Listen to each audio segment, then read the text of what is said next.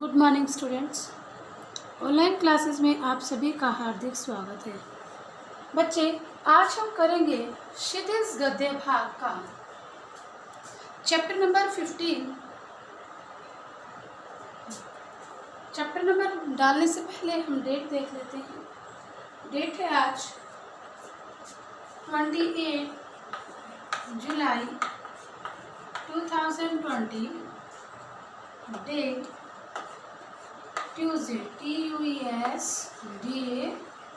1। हाँ जी, chapter number हम बात कर रहे हैं 15। पाठ नंबर 15 है, जिसका नाम है स्त्री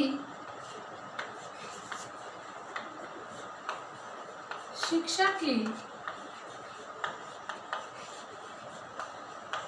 विरोधी कुतर्कों का खंडन। कुतर्कों का खंडन। इस पाठ के लेखक हैं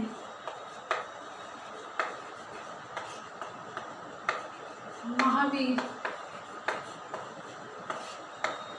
प्रसाद द्विवेदी।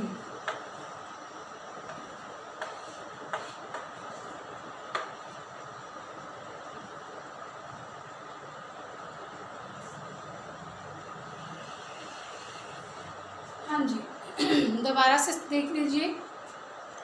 चैप्टर नंबर 15, जिसका नाम है स्त्री शिक्षा के विरोधी कुतर्कों का खंडन। लेखक का नाम है महावीर प्रसाद द्विवेदी। अब जो चैप्टर का नाम है, देखिए शीर्षक जो हमारा है स्त्री शिक्षा, यानी कि जो नारी की शिक्षा है, स्त्री शिक्षा के विरोधी। विरोधी मीन्स विरोध करने वाले। कुतर्क, कु मैंने बुरा और तर्क मैंने विचार।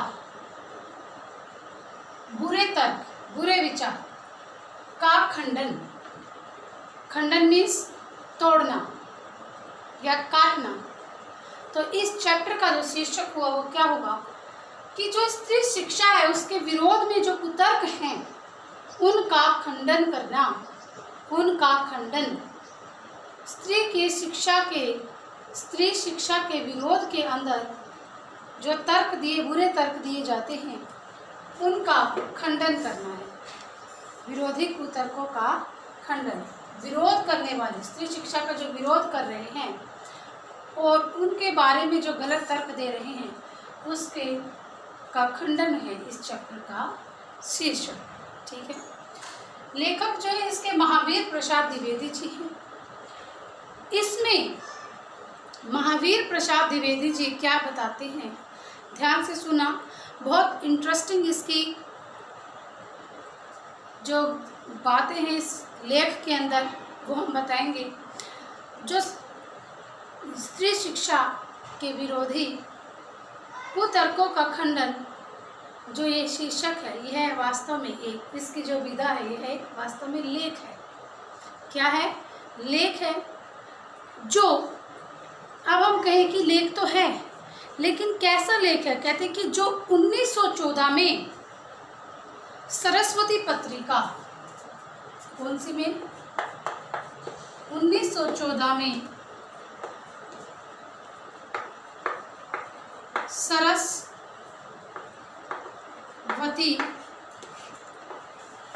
पत्रिका, जिसका क्या नाम था? सरस्वती पत्रिका पढ़े लिखो, पढ़े लिखो का पांडित्य। पढ़े लिखो का पांडित्य।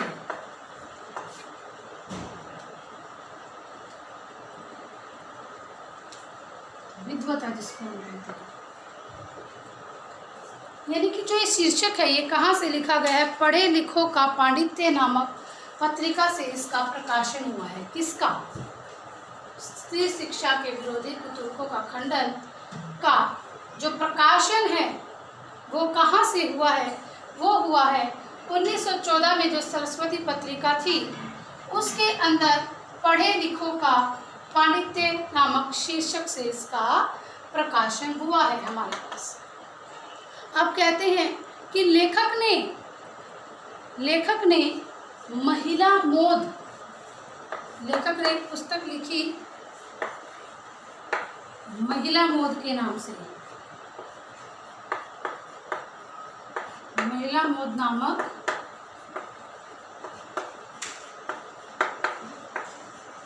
पुस्तक है। ये इसका ही अलग है हमारे पास। तो अब देखिए बच्चे, यहाँ पर क्या बताने की चेष्टा कर रहे हैं कि जो स्त्री शिक्षा के विरोधी कुतर्कों का जो खंडन है वह 1914 में सरस्वती पत्रिका पढ़े लिखों का पांडित्य नामक शीर्षक से प्रकाशित हुआ है। ठीक है।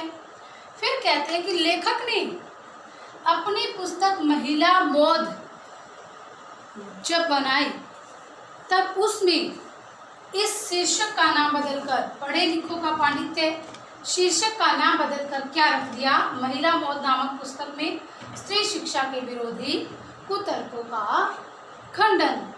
इसमें लेखक ने लेखक ने कहते हैं कि यह जो लेख है यह उन सभी पुरातन विचारवादियों उन विचारवादियों से लोहा लेता है जो स्त्री शिक्षा को व्यर्थ मानते हैं, स्त्री शिक्षा का विरोध करते हैं, उसकी आलोचना करते हैं और ये कहते हैं कि स्त्रियों का पढ़ाना तो व्यर्थ है। और ये यानी कि स्त्री शिक्षा के स्त्री के सुख को, गृह सुख को भी जिन्होंने व्यर्थ माना है उनकी इस शीर्षक के अंदर महावीर प्रसाद द्विवेदी जी ने क्या की है? आलोचना की है कि जो व्यक्ति स्त्री के प्रति, स्त्रियों को की शिक्षा को व्यर्थ मानते हैं, बेकार मानते हैं, तो यह बात सही नहीं है। उनका वो क्या कर रहे हैं? खंडन कर रहे हैं। जो लोग स्त्री शिक्षा के विरोध में जो कुतर्क मीन्स बुरे विचार जो दिए जा रहे हैं, महावीर प्रसाद जी उनका क्या कर रहे हैं? पूरी तरीके से खंडन कर रहे हैं। अब अगर बात करें, कहते हैं कि खंडन तो कर रहे हैं, लेकिन आप कहते हैं कि इस प्रकार से, अब पाठ की तरफ हम बढ़ते हैं। कहते हैं कि लेखक को, उन लोगों के प्रति लेखक ने एक दुख प्रकट किया है और लेखक को दुख इस बात का है कि जो व्यक्ति स्त्री की शिक्षा को व्यर्थ और गृह सुख को बेकार मानते हैं वही वास्तव में व्यर्थ हैं। और जो स्त्री की शिक्षा के विरोधी हैं वो और कोई आम पब्लिक नहीं है, आम कोई जनता नहीं है, वो ऐसे ही साहित्यकार और उपन्यासकार हैं। जो बड़े हैं वही इनके बारे में कहते हैं, स्त्री को पढ़ाना के बारे में कहते हैं कि वो व्यर्थ है, वो उसके बारे में बोलते हैं। कहते लोग, और उनका ये तर्क भी है कि स्त्रियों के लिए शिक्षा आवश्यक नहीं है। क्यों आवश्यक नहीं है भाई? किस लिए आवश्यक नहीं है? क्योंकि जो वो आलोचक हैं, जो स्त्री शिक्षा के विरोधी हैं, वो विरोधी क्या कहते हैं? उदाहरण देते, शकुंतला का उदाहरण देते हैं। कहते हैं कि अगर शकुंतला पढ़ी लिखी नहीं होती तो क्या वो अपने पति के प्रति ऐसे अपशब्द या ऐसे कटु वचन बोलती? फिर एक तरफ वो कहते हैं कि जिस संस्कृत भाषा में शकुंतला ने वो कटु वचन लिखे हैं वह तो अनपढ़ और गंवारों की भाषा में है।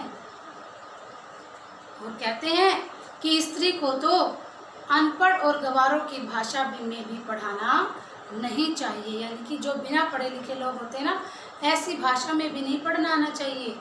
जबकि जो शकुंतला, उसने तो संस्कृत में जो कटु वचन, जो श्लोक लिखा है अपने पति के प्रति, वह क्या है? प्राकृत भाषा में है, गंवार भाषा में। तो लेखक क्या कहते हैं? लेखक कहते हैं कि जो शकुंतला ने जो श्लोक लिखा है संस्कृत भाषा में, वो गंवारों या अनपढ़ की भाषा नहीं है। वो क्या है? वो एक प्राकृत भाषा है जो स्त्री के विरोध में जो दलील कर रहे हैं, जो विरोधी हैं, जो स्त्री शिक्षा के विरोध में बोल रहे हैं, लेखक उनकी दलीलों की आलोचना करते हैं। दलील मीन्स उनके तर्कों की जो है आलोचना करते हुए कहते हैं कि जो श्लोक शकुंतला ने लिखे हैं वो गंवारों की भाषा नहीं है, अनपढ़ की भाषा नहीं है। वो क्यों? क्योंकि वह उस समय की प्राकृत भाषा थी। प्राकृत भाषा कौन सी भाषा थी? प्राकृत। प्राकृत का अर्थ होता है प्राचीन भाषा। क्या अर्थ होता है? प्राचीन भाषा। और लेखक ने ये सिद्ध करने की कोशिश की है। लेखक ये कहते हैं कि जो प्राकृत भाषा है वह गंवारों की भाषा नहीं है, वह उस समय की बोली थी। क्यों? क्योंकि वो अनेक नाम गिनवाते हैं। कहते हैं कि जिस प्रकार महात्मा बुद्ध यानी कि बौद्ध धर्म और जैन के साहित्य भी प्राकृत भाषा में ही लिखे हुए हैं। उन्हें हम गंवार भाषा नहीं बोल सकते, अनपढ़ की भाषा नहीं बोल सकते, क्योंकि प्राकृत भाषा जो है उस समय की क्या थी? प्राचीन भाषा थी, बोली थी उस समय की। इसीलिए सभी लोगों को, जो साहित्यकार थे, उन्होंने उसको, जो स्त्रियाँ थी उनको प्राकृत भाषा में बोलने की अनुमति दी हुई थी। क्यों? क्योंकि जो संस्कृत भाषा है ना, संस्कृत भाषा प्रत्येक व्यक्ति को नहीं आती थी। संस्कृत भाषा उस समय इतनी विस्तृत नहीं थी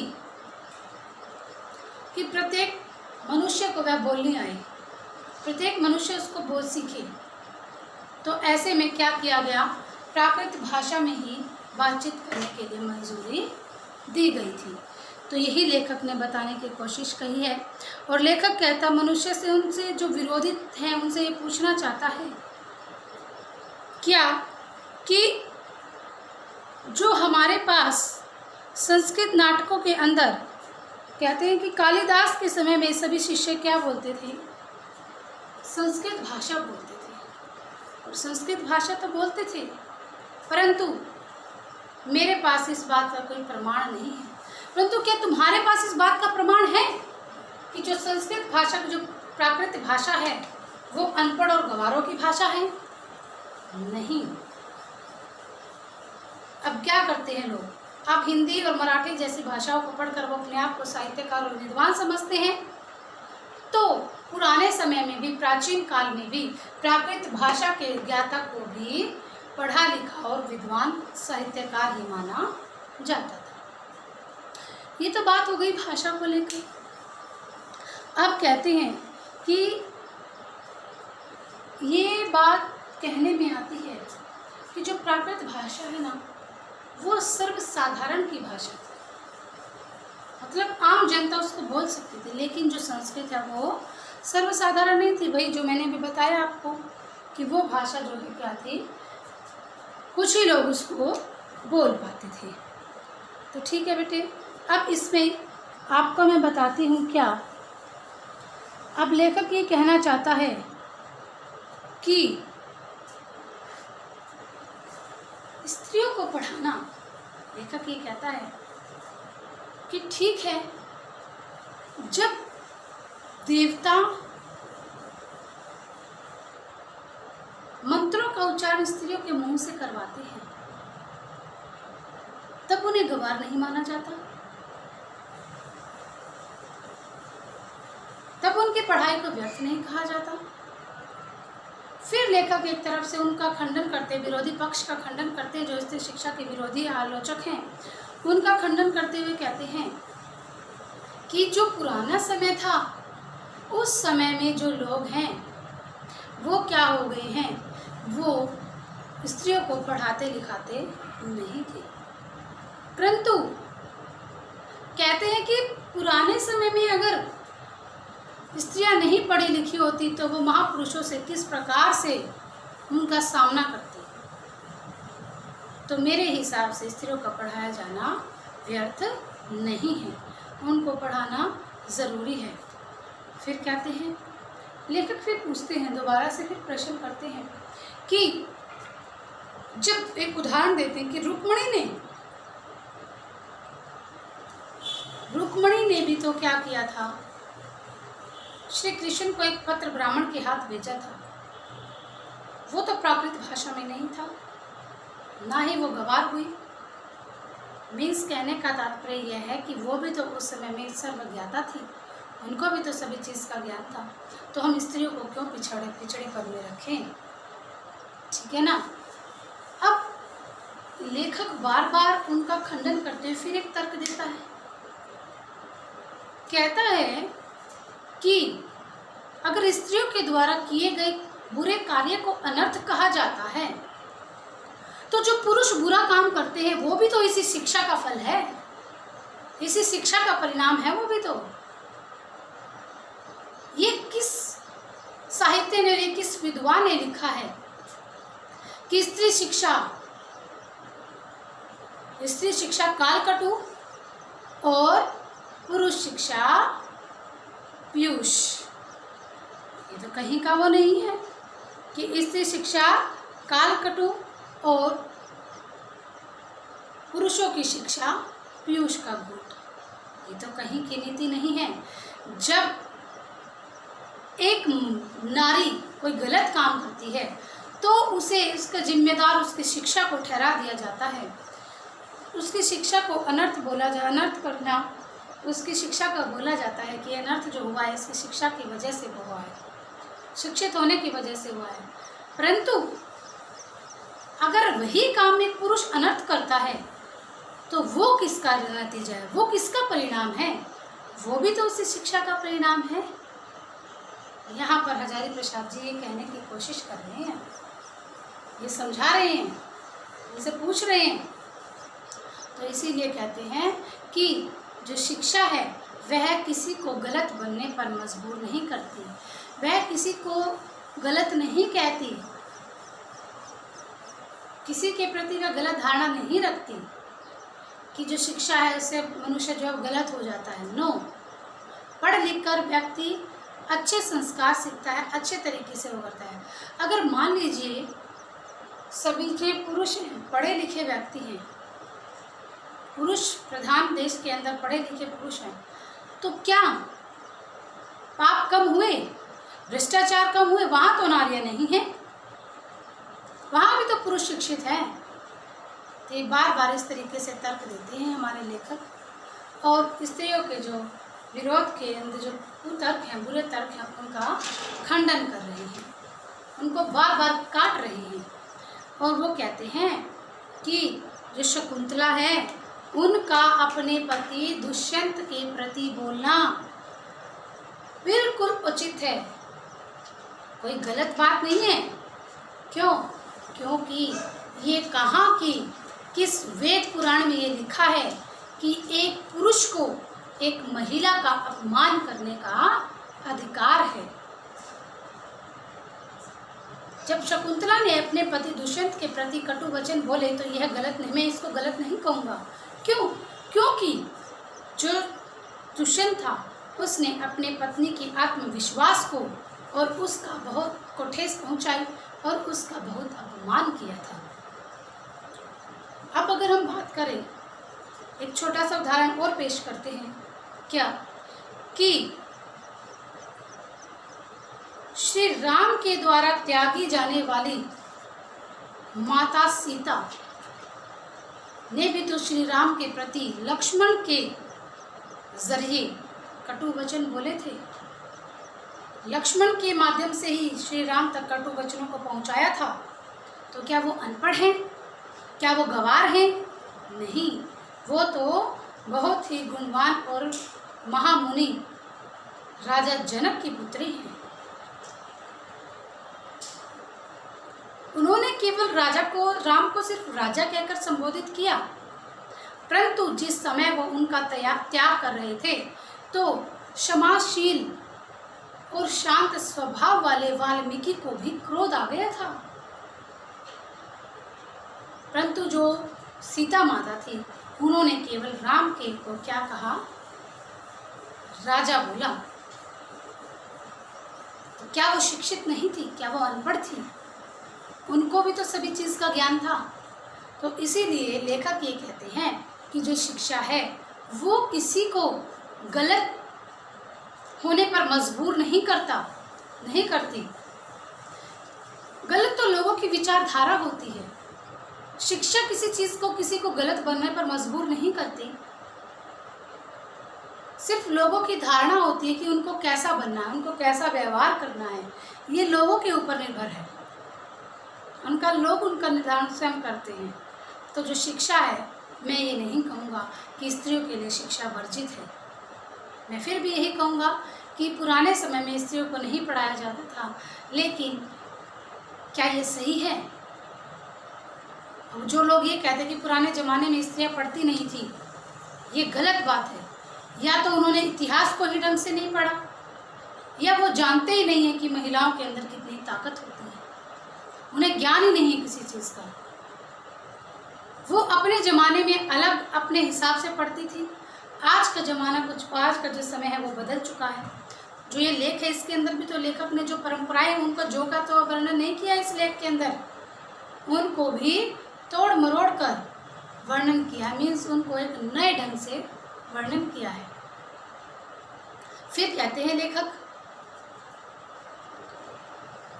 कि जो शिक्षा है उसमें स्त्रियों का कोई दोष नहीं है। दोष तो जो हमारी स्त्रियों के प्रति दी जाने वाली शिक्षा प्रणाली है, हमारी स्त्रियों के लिए जो शिक्षा दी जाती है, दोष तो शिक्षा प्रणाली का है। स्त्रियों का इसमें कोई दोष नहीं है। तो हमें क्या करना चाहिए?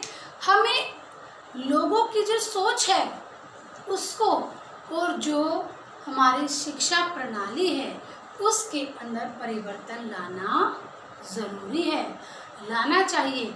इसीलिए मैं एक बार फिर पुनः कहता हूँ कि जो लोग स्त्री को पढ़ने को व्यर्थ मानते हैं वो गलत है। और मैं उन लोगों की आलोचना करता हूँ जो ये कहते हैं कि स्त्री को पढ़ाना व्यर्थ है और उनका जो गृहस्थ जीवन है उसको सुखी बनाना व्यर्थ है। तो लेखक यहाँ पर यही बात बताने की कोशिश करते हैं कि जो आज का दौर है वो बदल चुका है। तो इसीलिए प्रत्येक जो शिक्षा का जो क्षेत्र है वो व्यापक है, उसको फैलने दीजिए, उसका प्रचार प्रसार होने दीजिए। आजकल की जो महिलाएं हैं वो पुरुषों से कम नहीं है, वो कंधे से कंधा मिलाकर उनके साथ मेहनत करती हैं। तो इसीलिए मेरे हिसाब से इसीलिए जो लेखक हैं वो क्या कर रहे हैं, स्त्री शिक्षा के जो विरोधी हैं उनके कुतर्कों का खंडन करते हैं। तो स्टूडेंट्स, ये हमारे चैप्टर की थी बेटा स्टोरी। तो सभी बच्चे इस स्टोरी को अच्छे तरीके से काम करेंगे। Thank you, have a nice day.